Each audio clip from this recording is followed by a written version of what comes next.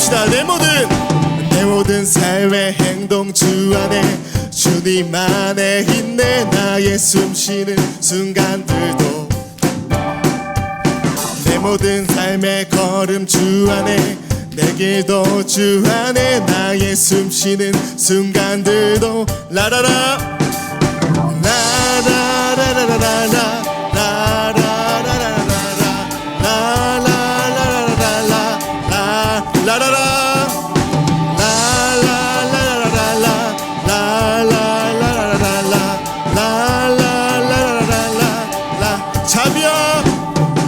자비와 은혜의 물결 어디서나 주 얼굴 보내 주 사랑 날 붙들고 놀라운 주님의 사랑.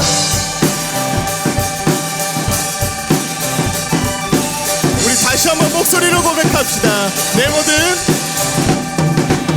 모든 삶의 행동 주 안에 주님 안에 있네. 나의 숨쉬는 순간들도 내 모든 삶의 걸음 주 안에 내 길도 주 안에 나의 숨쉬는 순간들도 라라라 라라라라라라 라라라라라라 라라라라라라 라라라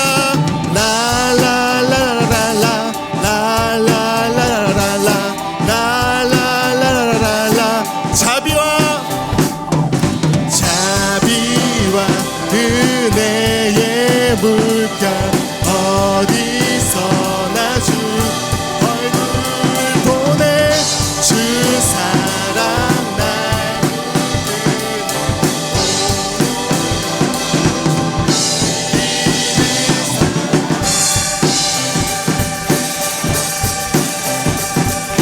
우리 목소리로만 고백합시다. 라라라 라라라라라라 라라라라라라 라라라라라라 라라라 라라라라라라 라라라라라라 라라라 우리 더 큰 목소리로 고백합시다. 라라라 라라라라라라 라라라라라라 라라라라라라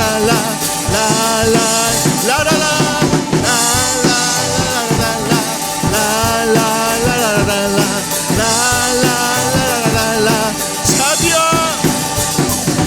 자비와 은혜의 물결 어디서나 주 얼굴 보내 주 사랑 날 붙드네. 오 놀라운 주님의 사랑. 아멘.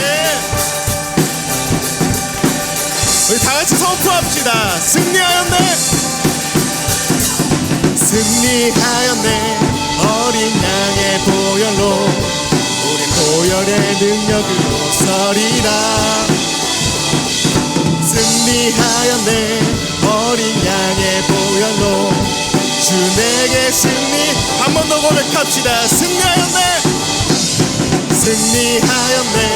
어린 양의 보혈로 우리 보혈의 능력으로 서리라. 승리하였네. 어린 양의 보혈로 주 내게. 우리 마지막으로 한 번 더 고백합시다. 승리하였네. 승리하였네. 어린 양의 보혈로 우리 보혈의 능력으로 서리라. 승리하였네. 어린 양의 보혈로 주 내게 승리 주 내게 승리 주셨네. 주 내게 승리 주셨네. 주 내게 승리 주셨네. 우리에게 승리 주신 우리의 삶에 늘 거하신 주님을 찬양합니다. 아멘.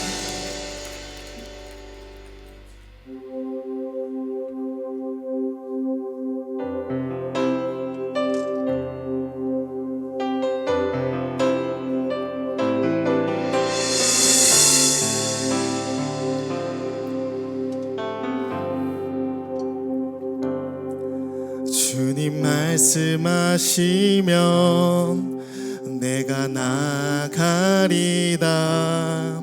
주님 뜻이 아니면 내가 멈춰서리다. 나의 가고 서는 건 주님 뜻에 있으니 오 주님 나를 이끄소서. 주님 말씀하시면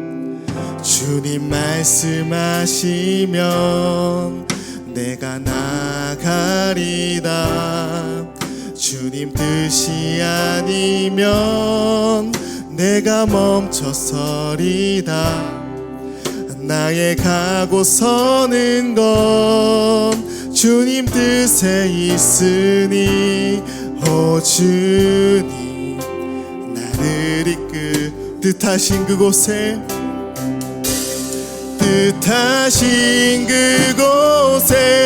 나 있기 원합니다. 이끄시는 대로 연약한 내 영혼 통하여 일하소서. 주님 나라와 그 뜻을 위하여 오 주님 나를 이끄소서. 주님 말씀하시면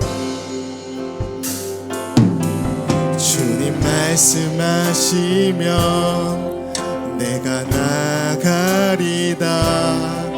주님 뜻이 아니면 내가 멈춰서리다. 나의 가고 서는 건 주님 뜻에 있으니 오 주님 나를 우리의 고백이 되었으면 좋겠습니다. 주님 말씀하시면 내가 나가리다. 주님 뜻이 아니면 내가 멈춰서리다. 나의 가고 서는 건 주님 뜻에 있으니 오 주님 나를 뜻하신 그곳에 기원합니다. 순종하며 살리니 연약한 내 영혼 주님 나라와 그 뜻을 위하여 뜻하신 그곳에 나 있기 원합니다. 이끄시는 대로 순종하며 살리니 연약한 내 영혼 통하여 일하소서. 주님 나라와 그 뜻을 위하여 오 주님 나를 이끄소서. 오 주님 나를 이끄소서. 오 주님 나를 이끄소서. 오 주님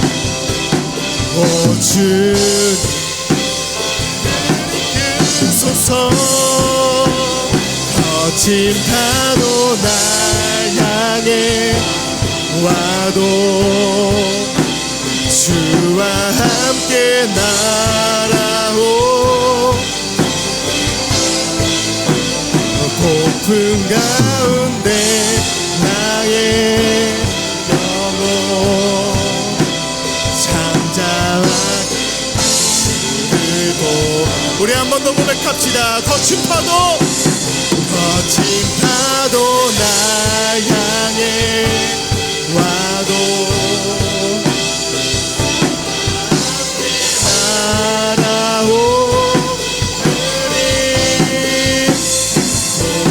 가운데 나의 영혼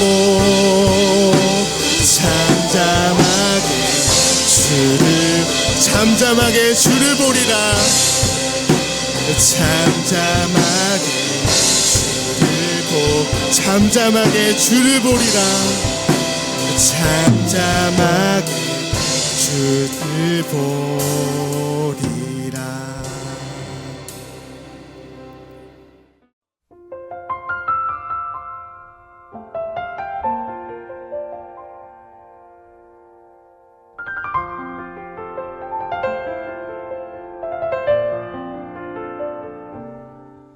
예수께서 거기를 떠나사 고향으로 가셨습니다. 예수의 제자들도 동행했습니다. 안식일이 되자 예수께서는 회당에서 말씀을 가르치기 시작하셨습니다. 많은 사람들이 그분의 말씀을 듣고 놀라며 물었습니다. 저 사람이 이런 것들을 어디서 배웠는가? 저런 지혜를 도대체 어디서 받았는가? 기적까지 일으키고 있지 않은가? 저 사람은 한낱 목수가 아닌가? 마리아의 아들이고 야고보, 요셉, 유다, 시몬의 형제가 아닌가? 그 누이들도 여기 우리와 함께 있지 않은가? 그러면서 사람들은 예수를 배척했습니다. 예수께서 그들에게 말씀하셨습니다. 예언자는 자기 고향과 자기 친척과 자기 집에서는 배척당하는 법이다. 예수께서는 그저 아픈 사람들 몇 명만 안수에 고쳐주셨을 뿐 거기서 다른 기적은 일으킬 수 없었습니다.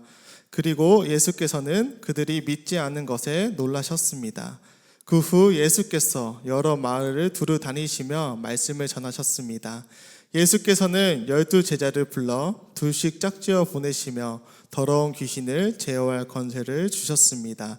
그리고 그렇게 당부하셨습니다. 여행길에 지팡이 외에는 아무것도 가져가지 말라. 먹을 것이나 자루도 챙기지 말고 전대에 돈도 넣어가지 말라. 신발만 신고 옷도 2벌씩 가져가지 말라.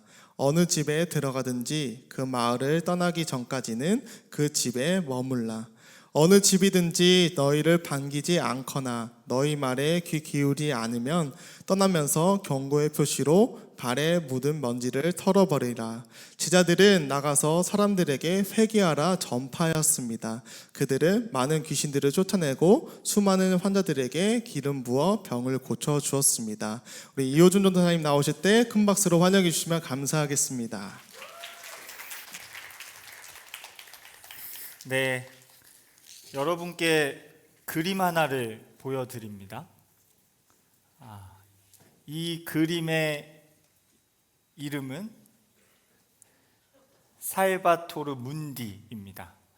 살바토르 문디라는 그림은 1958년에 60달러, 한화로 8만 원에 거래가 됩니다. 수십 년 후에 복원 전문가들이 이 그림을 이제 복원하기로 마음을 먹어요. 기술자들은 발전된 복원 기술을 가지고 이제 이 그림에 덧칠된 그림들을 수년에 걸쳐서 서서히 벗겨내기 시작합니다. 그런데 복원 과정 중에 놀라운 일이 생깁니다. 그 놀라운 일은 바로 이 그림에서 레오나르도 다빈치의 필치가 확인된 것입니다. 레오나르도 다빈치는 이탈리아의 한 시대를 풍미하고 대표했던 예술가였어요. 그래서 2017년에 살바토르 문디라는 그림은 복원된 새로운 모습으로 경매장에 나타납니다. 새로운 모습을 한번 보실까요? 다음. 네, 이게 바로 복원된 새로운 모습으로 나타났습니다. 이렇게 새로운 그림이 경매장에 딱 나왔더니 한 가지 문제가 생깁니다. 큰 논란이 생겨요. 뭐냐 하면 몇몇 사람들이 이 그림은 다빈치가 그린 그림이 아니라고, 그의 제자들이 그린 그림이라고 논란을 일으킵니다. 그러자 이제 많은 논란 속에서 결국에는 이 그림이 진짜라고 믿었던 한 사람이 이 경매장에 이 그림이 나오자마자 19분 만에 얼마에 이 그림을 샀을까요? 4,500만 달러, 한화로 4,900억 원에 이 그림 한 장을 삽니다. 그러나 여전히 이 그림이 가짜라고 믿는 사람들도 있었죠. 그 사람들은 지금까지도 저 그림은 가짜야 라고 논란을 일으키고 있습니다. 이렇게 우리는 그림 작품 하나를 두고도 그 가치를 믿는 사람과 믿지 않는 사람으로 나뉩니다. 그리고 그 믿음에 따라 완전히 다른 반응을 보입니다. 그런데 오늘 나사렛 사람들도 예수님을 눈앞에 두고 믿는 사람들과 믿지 않는 사람들로 나뉩니다. 그 믿음에 따라 그들은 예수님께 완전히 다르게 반응합니다. 그래서 저는 오늘 여러분과 예수님을 믿는 사람들과 믿지 않는 사람들이 어떻게 반응하는지, 그리고 예수님께서는 나를 믿는 사람들과 나를 믿지 않는 사람들에 대해서 어떻게 반응하시는지를 살펴보길 원합니다. 마가복음 6장 1절입니다. 2절까지 함께 읽어보겠습니다. 시작. 예수께서 그곳을 떠나 고향으로 가셨습니다. 예수의 제자들도 동행했습니다. 안식일이 되자 예수께서는 회당에서 말씀을 가르치기 시작하셨습니다. 많은 사람들이 그분의 말씀을 듣고 놀라며 물었습니다. 저 사람이 이런 것들을 어디서 배웠는가? 저런 지혜를 도대체 어디서 받았는가? 기적까지 일으키고 있지 않는가? 예수님께서 제자들과 함께 자신의 고향인 나사렛에 가셨습니다. 그곳에서 말씀을 가르치고 기적을 일으키셨어요. 나사렛의 많은 사람들이 그 모습을 보고 깜짝 놀랍니다. 그리고 이렇게 물었던 거죠. 저 사람이 도대체 어디서 저런 걸 받았는가? 하지만 아쉽게도 그들의 이 질문은 감동이나 감격이 아니라 회의와 의심으로 가득 찬 질문이었습니다. 그래서 그들은 뒤이어서 이렇게 질문을 이어갑니다. 마가복음 6장 3절인데요. 함께 읽겠습니다. 시작. 저 사람은 한낱 목수가 아닌가? 마리아의 아들이고 야고보, 요셉, 유다, 시몬과 형제가 아닌가? 그 누이들도 여기 우리와 함께 있지 않는가? 그러면서 사람들은 예수를 배척했습니다. 사람들은 예수님의 지혜와 능력을 보고도 그분을 믿지 않습니다. 왜냐하면 그들이 기억하는 어린 시절의 예수님은 너무나 평범했기 때문입니다. 지금 그들은 믿지 못하는 게 아닙니다.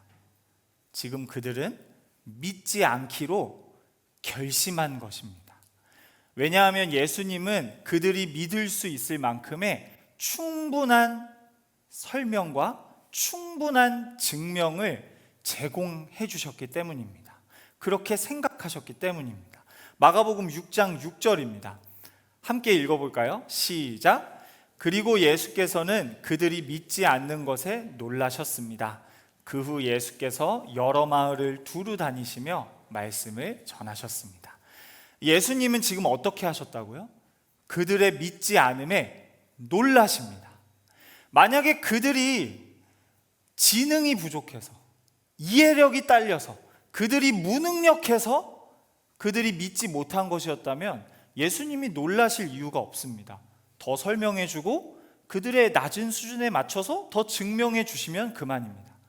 만약에 예수님께서 충분한 설명과 증명을 하지 않으셨다면 그것도 예수님이 놀랄 이유가 없으십니다. 충분한 증명과 설명을 더 해주시면 됩니다. 예수님께서는 그들에게 그러실 마음과 열심이 충분히 있으십니다. 그럼 예수님은 무엇에 놀라셔서 그곳을 떠나신 걸까요? 예수님이 놀라신 것은 바로 그들의 믿지 않을 결심이었습니다.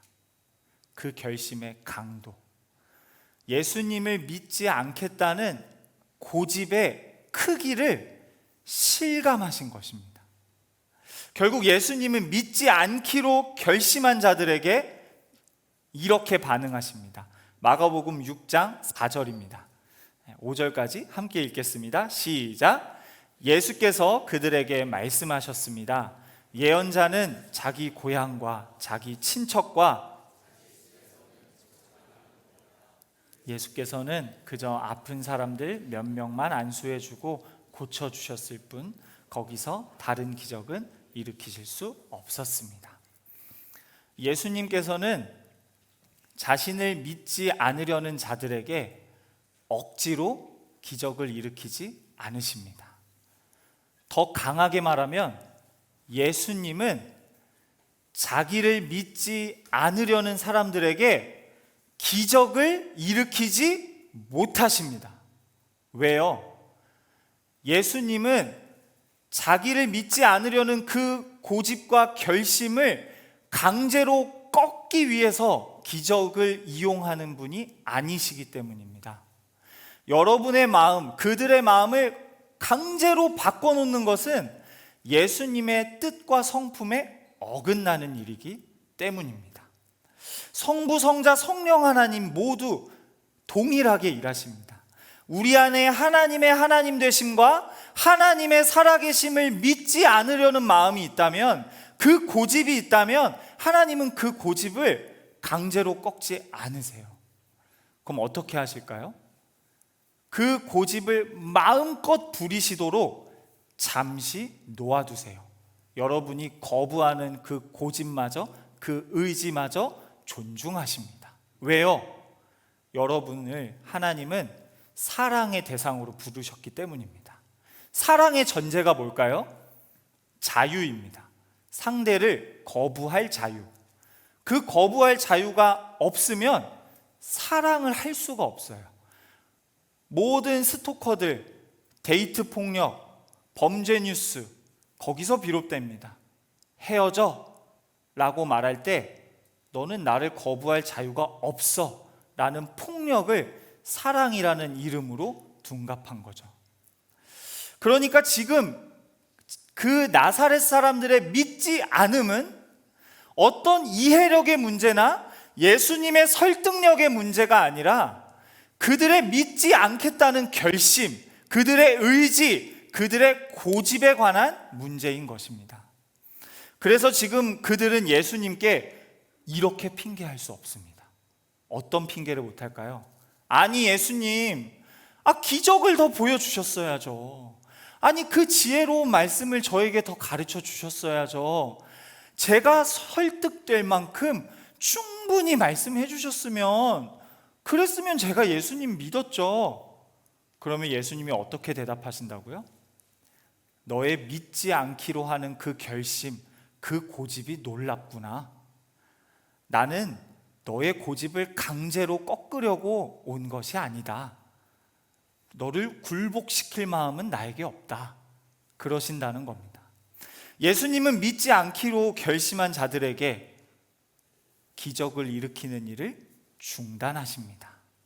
하지만 그곳에는 예수님을 믿기로 결심한 소수의 사람들이 있었습니다. 누구였을까요? 바로 예수님의 제자들입니다. 누가복음 5장에 보면 아직 나오면 안 되는데 누가복음 5장에 보면 베드로와 야고보와 요한이 등장합니다. 그래서 어느 날 그들이 물고기를 잡으러 이제 바다에 갑니다. 그런데 그날은 정말 이상한 날이었어요.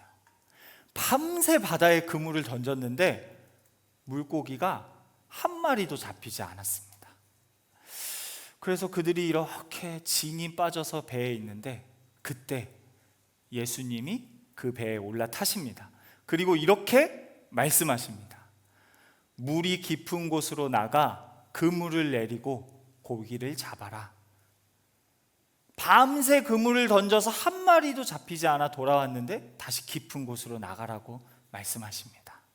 베드로는 그 말씀에 순종했을까요? 순종하지 않았을까요? 순종해서 깊은 곳에 물을 던집니다. 그러자 물고기가 그물이 찢어질 만큼 많이 잡힙니다. 베드로는 이 광경을 보고 예수님 앞에 넙죽 엎드립니다. 그리고 이렇게 외칩니다. 주여, 제게서 떠나가십시오. 저는 죄인입니다. 그러자 예수님께서 이 유명한 대사를 치십니다. 역사에 남을 대사. 뭘까요? 두려워하지 마라. 이제부터 너는 사람을 낚을 것이다. 베드로와 그의 곁에 있던 야고보와 요한은 예수님을 믿기로 결심합니다. 그분을 따라갑니다. 그렇게 오늘 어디까지 따라왔죠? 예수님의 고향인 나사렛 마을까지 따라왔습니다. 그들은 한 번의 기적, 한 번의 경험만으로도 예수님을 믿기로 결심했습니다. 그런데 오늘 나사렛 사람들에게 만약에 이 똑같은 일이 일어난다면 그 사람들은 어떻게 반응할까요? 예수님이 그렇게 말씀하셔서 그물이 찢어질 만큼 물고기를 잡아도 그들은 이렇게 말할 겁니다. 저 사람은 어부도 아닌데 어떻게 물고기가 잡힐 곳을 알았지? 이렇게 평생 물고기만 잡은 나도 밤새 물고기를 못 잡아서 고생했는데 저 사람이 어떻게 나보다 더 잘 알지? 말도 안 돼. 아, 얻어 걸렸구나. 우연이구나. 이제 차이를 아시겠습니까? 나사렛 사람들과 제자들의 차이. 나사렛 사람들은 제자들보다 더 많은 기적을 보았고 더 많은 가르침을 들었습니다. 그럼에도 그들은 믿지 않을 결심을 꺾지 않고 그 고집으로 어떻게 했나요? 믿지 않을 이유들을 찾기에 바빴습니다. 아, 이러니까 아니지, 저러니까 아니지. 그래서 예수님은 결국 그들을 떠나십니다. 하지만 제자들은 단 한 번의 만남, 단 한 번의 경험으로 그 경험을 붙잡고 예수님을 따르기로 작정합니다. 예수님을 믿기로 결심합니다. 그리고 그 믿음에 우리 예수님은 이렇게 반응하십니다. 마가복음 6장 7절입니다. 함께 읽겠습니다. 시작.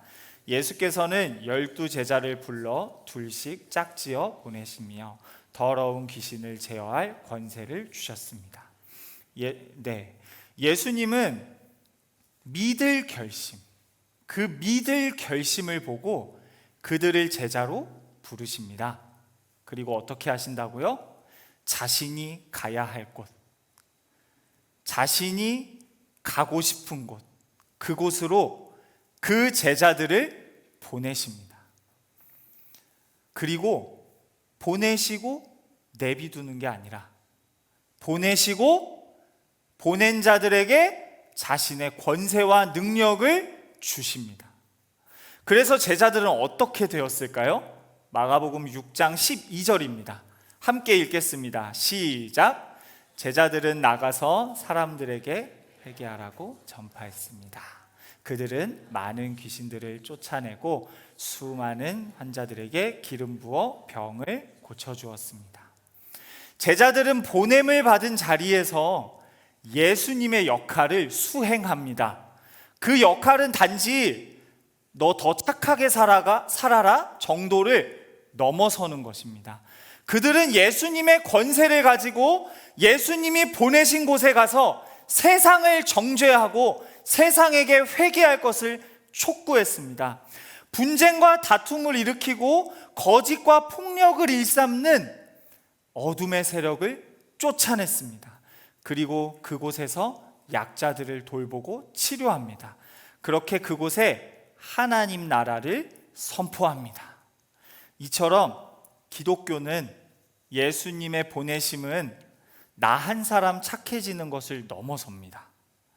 내가 보냄받은 곳에서 하나님 나라의 질서를 회복하고 약자들을 돌보며 선한 영향을 끼치는 존재로 달라집니다. 이 모든 역사들이 어디에서 시작됐다고요, 여러분? 예수님을 믿을 결심. 단 하나의 경험, 단 하나의 기적을 보고 그것을 붙잡아서 내가 믿을 이유가 이거구나. 더 필요 없어. 예수님을 믿기에 이 이유 하나면 충분해.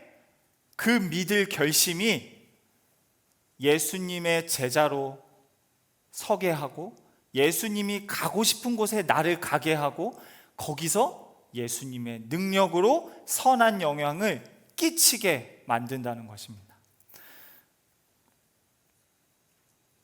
여러분은 지금 두 가지 선택을 내릴 수 있으십니다.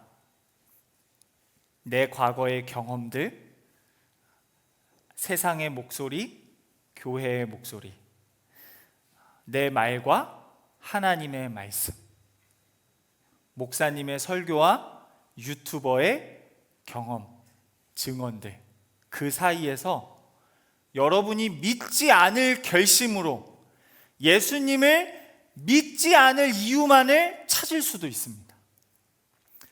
그렇게 되면 예수님은 여러분의 그 믿지 않을 결심, 그 고집을 강제로 꺾지 않으십니다.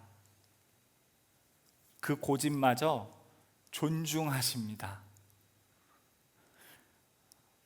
결국 그러면 여러분의 세상의 권세가 여러분의 삶을 주관하게 되고 폭력이 여러분의 삶의 선택과 여러분의 마음과 정서와 이성을 지배하게 됩니다. 학원 가면 얼마나 삭막해지시나요? 여러분의 마음이. 성경 나오는 날 그 교실이 얼마나 곡소리가 나오고 암울해지나요? 그리고 예수님은 언제까지 여러분을 가만히 두실까요? 여러분의 완악한 고집이 더 이상 세상의 폭력을 견디지 못하고 인생은 이런 게 아니구나 스스로 그 고집을 내려놓을 때까지 예수님은 잠시 물러서서 애끓는 마음으로 여러분을 지켜보고 계십니다. 하지만 여러분이 다른 선택을 내릴 수도 있습니다.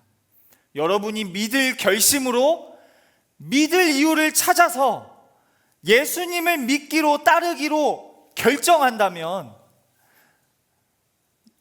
예수님께서 그분의 권세로 여러분들을 지키시고 여러분의 삶의 주인이 되실 것입니다. 그러니 여러분, 이 시간 우리 다 같이 예수님을 믿기로 결심합시다.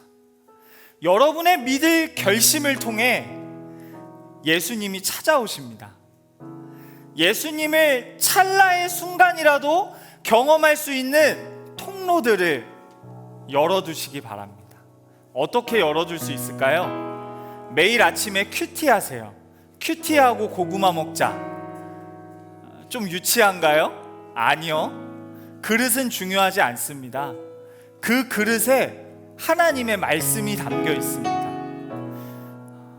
늦잠 자서 큐티 못했으면 학교 가는 길에 찬양 한 곡 들으세요. 감상이 아니라 찬양하는 마음으로. 제자들처럼 한 번의 경험이면 족합니다. 그리고 다음 달에 있을 패션, 이제 2월 중순에 패션 하거든요. 그 패션에 참석하세요.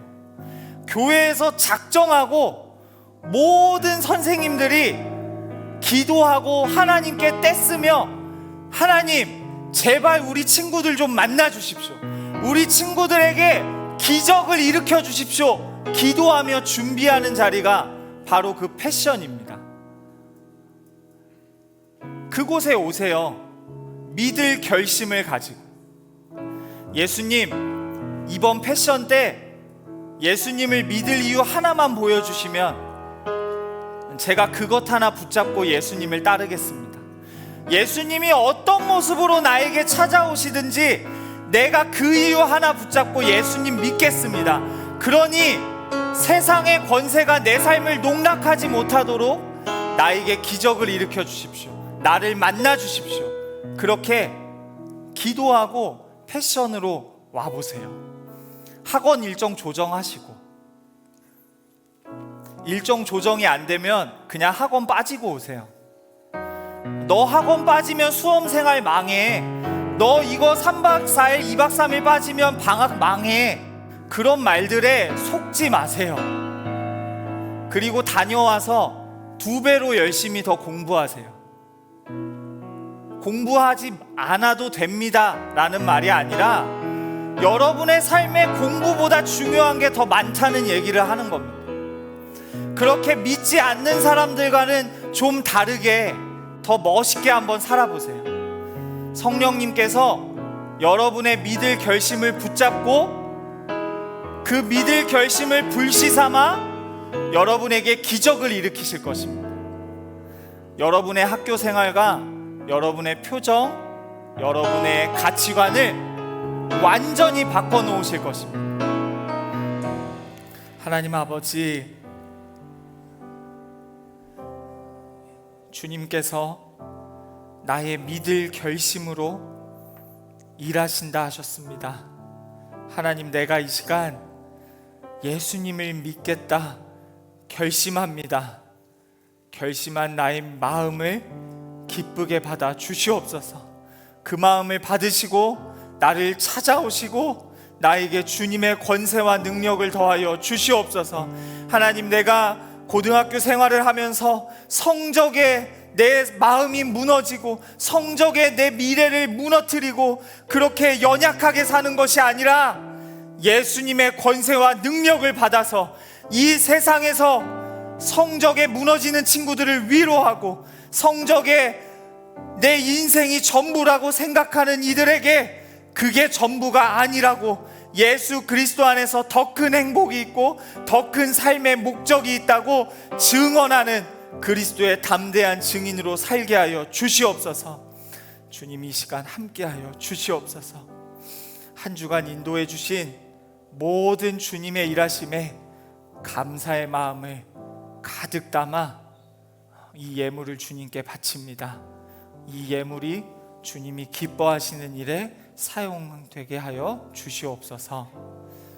주님, 모든 영광과 감사를 주님께 올려드리오며 우리 주 예수 그리스도의 이름으로 기도합니다. 아멘. 주기도문으로 예배를 마치겠습니다. 하늘에 계신 우리 아버지여, 아버지의 이름을 거룩하게 하시며 아버지의 나라가 오게 하시며 아버지의 뜻이 하늘에서와 같이 땅에서도 이루어지게 하소서. 오늘 우리에게 일용할 양식을 주시고 우리가 우리에게 잘못한 사람을 용서하여 준 것 같이 우리의 죄를 용서하여 주시고 우리를 시험에 빠지지 않게 하시고 악에서 구하소서. 나라와 권세와 영광이 영원히 아버지의 것입니다. 아멘.